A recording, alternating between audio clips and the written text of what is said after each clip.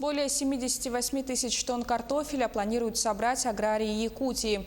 На сегодня получили 3000 тонн. В этом году всего по республике овощи и картофель посадили на пашнях общей площадью более 5000 гектар.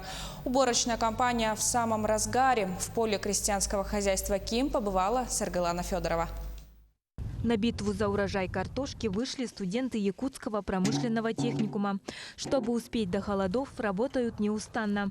На уборку картофеля их отправили в обязательном порядке. Работаем мы здесь со 2 сентября.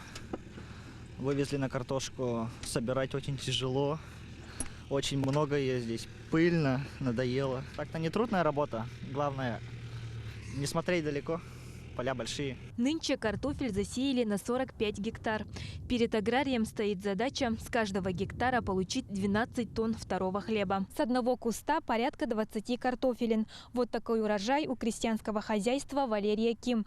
Причем на вкус и цвет картофель разный. На выбор 2 сорта – Гала и Розара.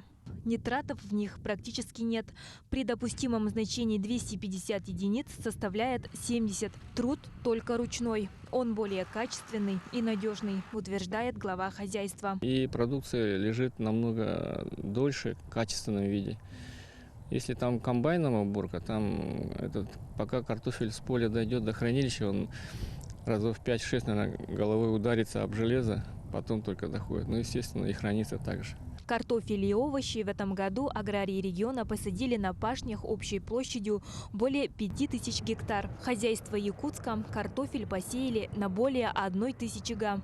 Показателем на сегодняшний день урожайность будет приблизительно около 10 тонн с гектара.